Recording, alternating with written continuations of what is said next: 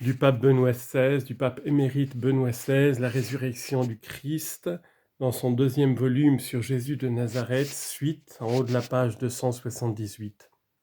Les témoignages néo-testamentaires ne nous laissent aucun doute sur le fait que, dans la résurrection du Fils de l'homme, quelque chose de totalement différent se soit produit. La résurrection de Jésus fut l'évasion, on pourrait dire l'exodos, vers un genre de vie totalement nouveau, vers une vie qui n'est plus soumise à la loi de la mort et du devenir, mais qui est située au-delà de cela. Une vie qui a inauguré une nouvelle dimension de l'être homme. C'est pourquoi la résurrection de Jésus n'est pas un événement singulier que nous pourrions négliger et qui appartiendrait seulement au passé, mais elle est une sorte de mutation décisive, pour employer cette expression de manière analogique bien qu'elle soit équivoque, un saut de qualité.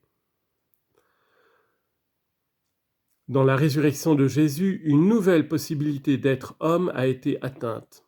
Une possibilité qui intéresse tous les hommes et ouvre un avenir d'un genre nouveau pour tous les hommes.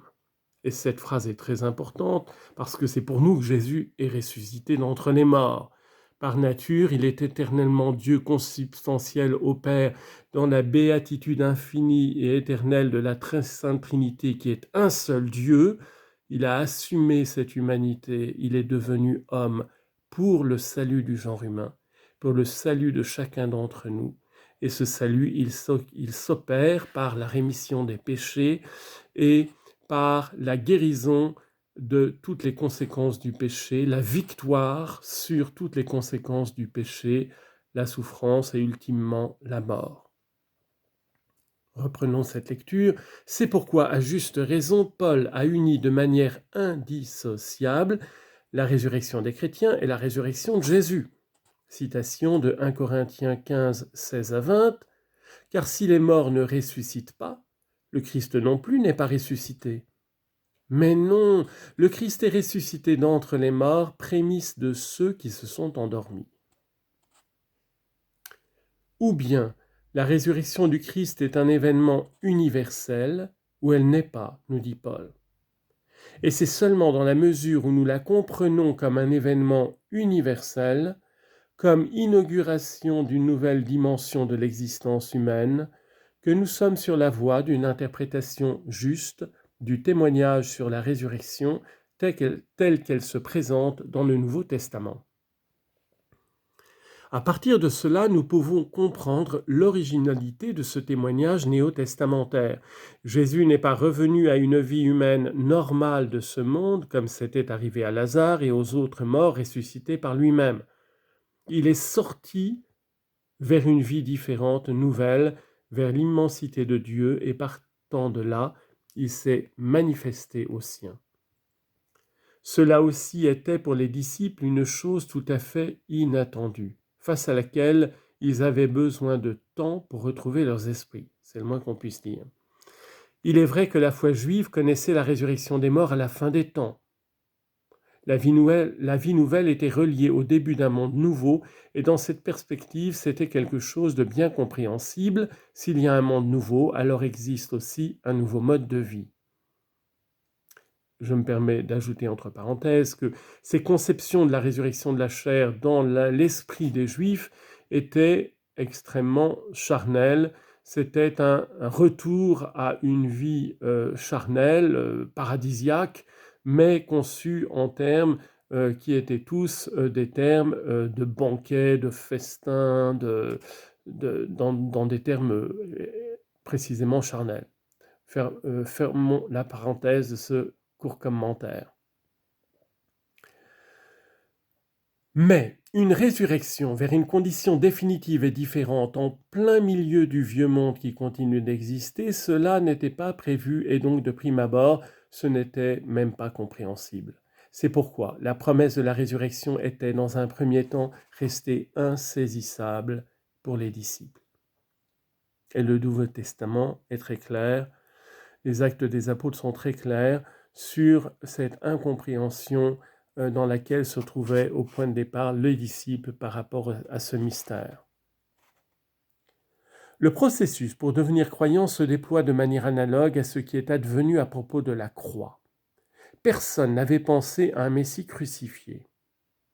Maintenant, le fait était là, et à partir de ce fait, il fallait lire l'Écriture d'une manière nouvelle.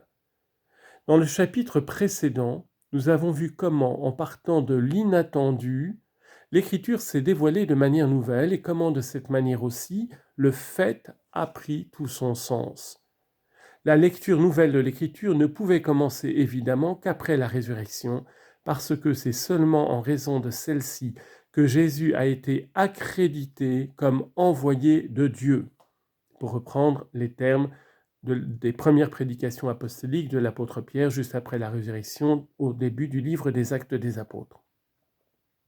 Il fallait alors discerner les deux événements, croix et résurrection, dans les Écritures, les comprendre de manière nouvelle et ainsi arriver à la foi en Jésus comme Fils de Dieu.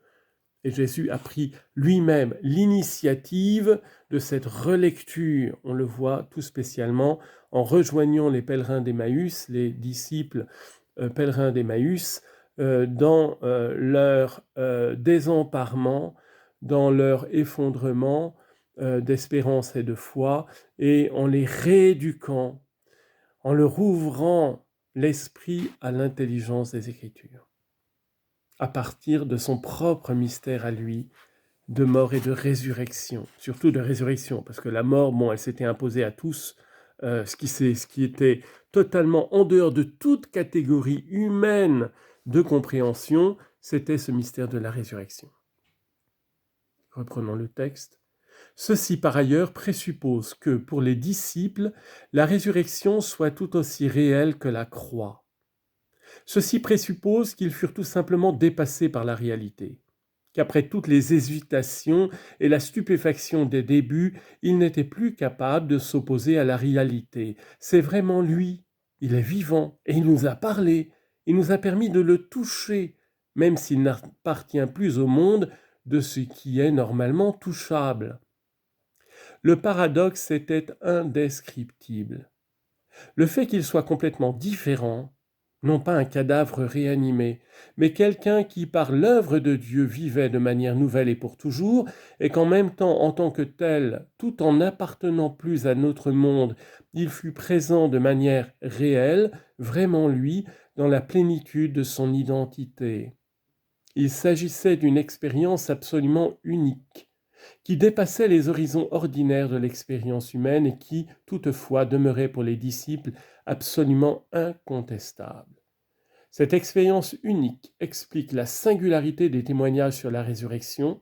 Il parle d'une chose paradoxale, de quelque chose qui dépasse toute expérience humaine et qui est cependant présent de manière absolument réelle.